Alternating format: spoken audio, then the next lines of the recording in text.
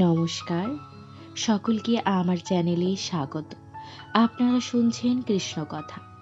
আমি প্রতিদিন আপনাদের কাছে নিয়ে আসি শ্রীকৃষ্ণের নতুন নতুন বাণীসমূহ।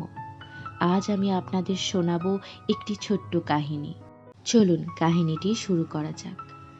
আজ আপনারা শুনবেন কলিযুগ সম্পর্কে ভগবান শ্রীকৃষ্ণের কিছু উক্তি। কুরুক্ষেত্র যুদ্ধের শেষে একদিন পঞ্চপাণ্ডব ভগবানের কাছে কলিযুগ কেমন হবে তা জানার ইচ্ছা প্রকাশ করেন। পরমেশ্বর ভগবান তাদের 5 জনকে বনে ভ্রমণ করার পরামর্শ দিয়ে বললেন, প্রত্যেকে ভিন্ন ভিন্ন অভিমুখে যাত্রা করতে ও বনে দৃশ্যমান ঘটনা আমাকে জানাতে হবে। পঞ্চপাণ্ডব জঙ্গল অভিমুখে যাত্রা শুরু করলেন। যুধিষ্ঠির দেখতে পেলেন 2 সুর বিশিষ্ট একটি হাতি। এটি দেখে তিনি বেশ কিছুটা অবাক হলেন। তিনি এসে তা ভগবান বাসুদেব শ্রীকৃষ্ণকে বললেন। শ্রীকৃষ্ণ তখন যুধিষ্ঠিরকে বলেন, যুধিষ্ঠির, কলিযুগের মানুষ হবে মিথ্যাবাদী ও স্বার্থপর। তারা মুখে বলবে এক, কিন্তু কৃতকর্ম থাকবে সম্পূর্ণ ভিন্ন। অর্থাৎ প্রতিশ্রুতি আর কাজের মধ্যে কোনো মিল থাকবে না। ভীম দেখতে পেলেন একটি গরু তার বাছুরকে চেটে চেটে আদর করছে, কিন্তু এত মাত্রায় বাছুরটিকে আদর করছে যে বাছুরটির গায়ের ছাল উঠে রক্তক্ষরণ হতে শুরু করেছে। তিনি এসে একথা শ্রীকৃষ্ণকে জানালেন এবং পরমেশ্বর শ্রীকৃষ্ণ বললেন, কলিযুগে পিতামাতার অন্ধ স্নেহ ও অতি মাত্রায় ভালোবাসা তাদের সন্তানের ক্ষতির কারণ হয়ে উঠবে।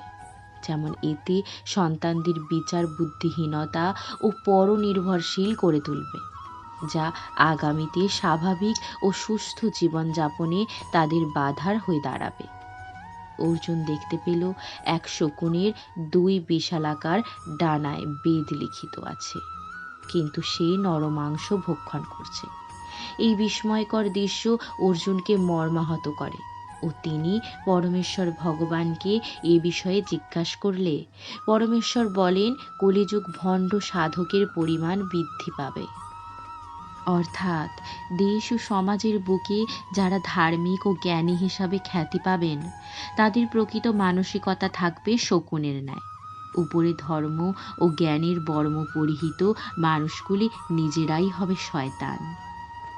নকুল দেখতে পেল এক বিশালাকার পাথরখণ্ড পাহাড় থেকে গড়িয়ে নিচে পড়ছে। কোনো বৃক্ষই তাকে আটকাবার ক্ষমতা রাখছে না। সবকিছু তছনছ করতে করতে ভয়ঙ্কর গতিতে নিচের দিকে নেমে আসছে। অথচ কিছু দূর নামার পর একটি গুল্ম গাছের গোড়ায় এসে পাথরটি থেমে যায় এবং বন্ধ হয় তার তাণ্ডব লীলা। এই ঘটনা পরমেশ্বরকে জানালে তিনি বলেন, কলিযুগে মানুষের পাপের পরিমাণ ওই পাথর সম হবে, যা তার জীবনকে তছনছ করে দেবে, ধ্বংস অভিমুখে চালিত করবে গোটা সমাজকে। কিন্তু যদি কোনো ব্যক্তি বা মানুষ শুদ্ধ মনে শুধুমাত্র আমারই শরণাপন্ন হয়, তবে তাকে আমি সর্ববিপদ থেকে রক্ষা করব। অর্থাৎ সামান্য ওই গুল্ম গাছের ন্যায় যদি ন্যূনতম কেউ আমার ভজনা করে, তাহলে পাপ বিনষ্ট হবে। সহদেব দেখলেন জঙ্গলের মাঝে বেশ কয়েকটি কুয়ো, কিন্তু আশ্চর্যের বিষয় হলো এর মধ্যে সব থেকে গভীর কুয়োটিতে জল নেই, একদম শুকনো। এই ঘটনা দেখে এসে পরমেশ্বরকে বললেন। পরমেশ্বর শ্রীকৃষ্ণ তখন বলেন, কলিযুগে সবচাইতে অর্থশালী ও ক্ষমতাশালীরাই সমাজে বেশি শোষণ করবে, যারা নিজ বিনোদন ও কাম তৃষ্ণা মেটাবার জন্য প্রচুর ব্যয় করবে।